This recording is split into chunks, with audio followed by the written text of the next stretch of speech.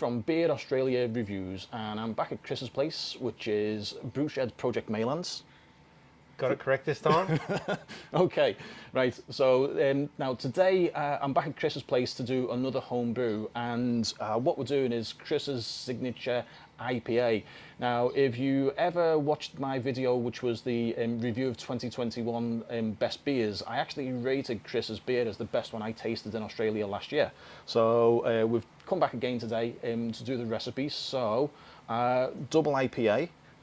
First thing that we always talk about is the water. Tell us about the water profile today, please, Chris. The water profile, as always, we start off with reverse osmosis water, and that strips out all the crap in the Perth water, and we then go and add in some different salts.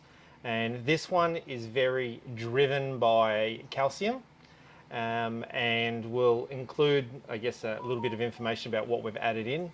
But on top of our normal brews that we've been doing, this one seems to have a lot more salts added to it. Yeah. And that will give it a very smooth taste. Yeah. And that's probably, part of what you really enjoyed about it last time. Yeah. So is this a particular region's water profile that you're doing, or is it just a good water profile for doing a cloudy IPA? That's it, yeah. Instead of it being like some of the beers that you like from different regions throughout Europe, this is a water profile that is specific to this style of beer, and it complements, I guess, is that when you get into those very hop heavy beers, that smoothness within the water, it just makes it taste better. Yeah. Oh, because I thought you were going to tell us that you've matched the water profile from somewhere in New England on East Coast USA. No. Okay. No, this is just get rid of the flavour of the Perth water and make it smooth and creamy. Got you. Okay. Right. So next up then, that was the water out the way. Next up, the grain. So what sort of grain is going into this one? And you did say before that this is lots and lots of grain.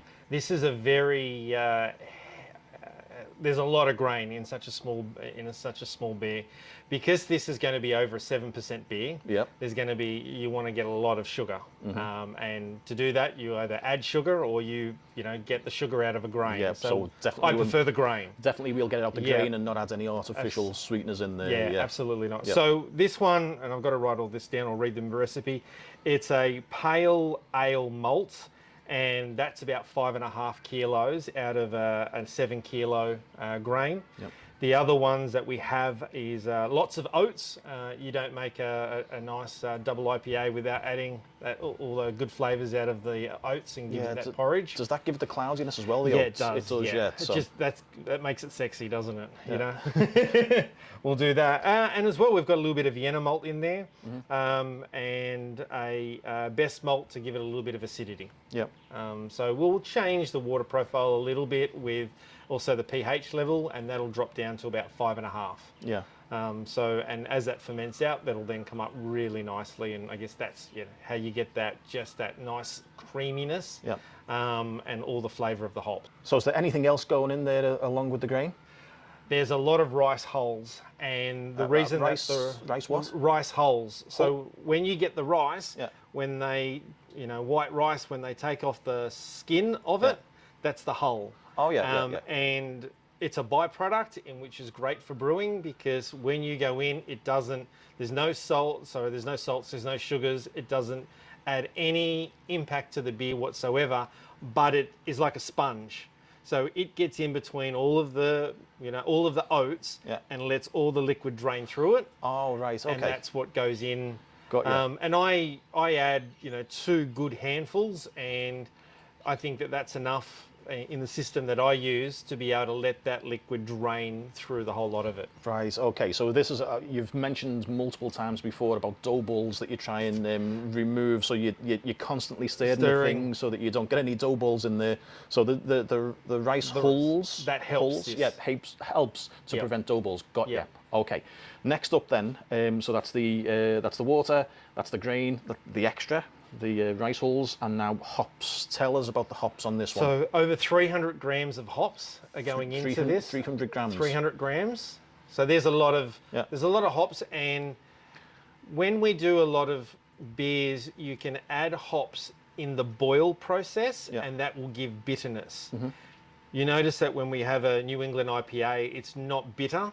It's got more flavour and more complex flavours as opposed to bitterness. Yeah, yeah. The best like cloudy IPAs have a bit of sweetness in there, but also like a thick malt flavour as well.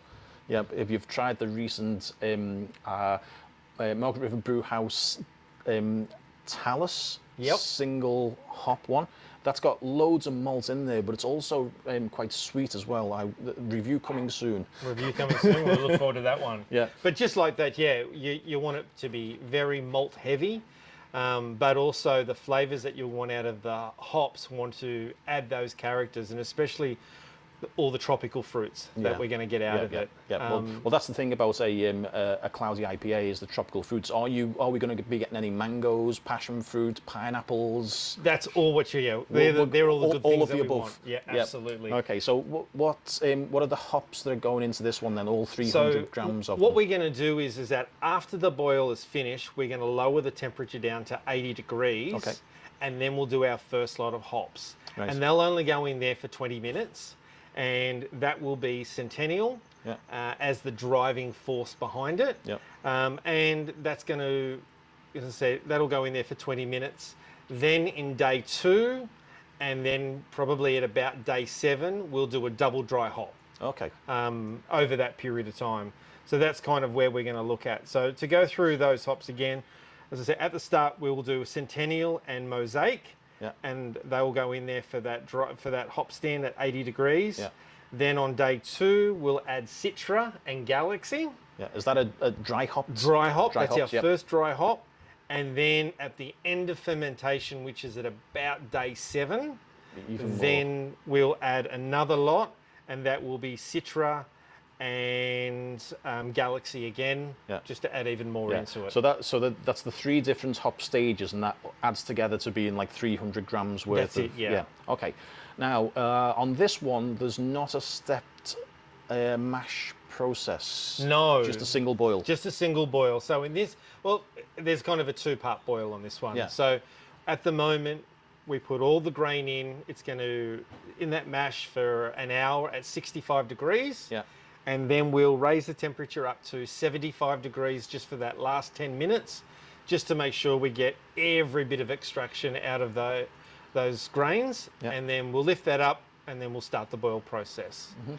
So yeah, a little bit different, I guess, than the last time you were here and we did a step mash. Yeah. But that's not required for a modern New England IPA. The stepped mash process took a long time. It took a very long time, yes. It got to the point where I'm like, okay, that's the end of the day. Yeah, that's a whole day brewing. Yeah. This is a half day brew. Yeah. But I mean, it was worth it in the end though, because when the main thing I'd say about that beer is I should have drank more of it before I reviewed it, because after I'd sat there and had like the second pint of it and stuff, all of a sudden more flavours were coming out of it. So I didn't express how complex that ended up being. So that one was just spot on.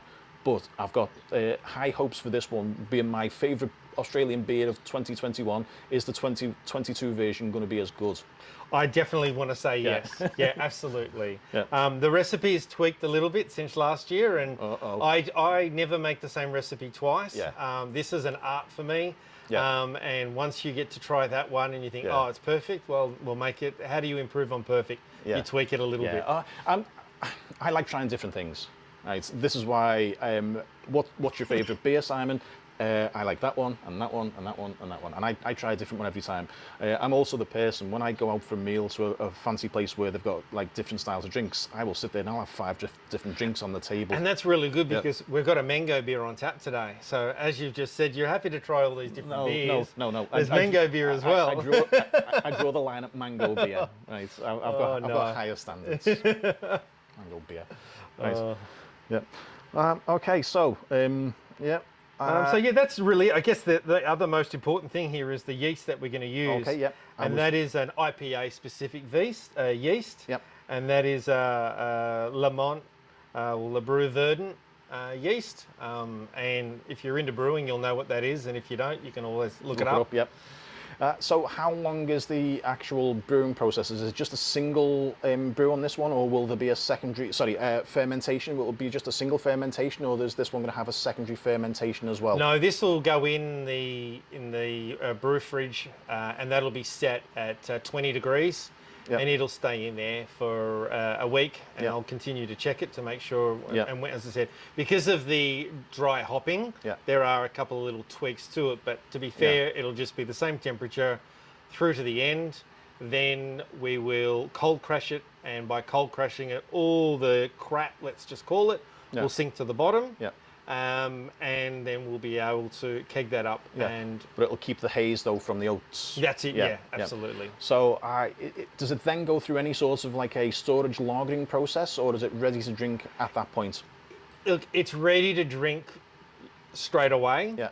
However, I like to condition these kind of beers for at least 2 weeks. Yeah. And that way it just lets the hops Yeah. induce their flavours into the beer. Okay. Do you condition it in the keg that you serve?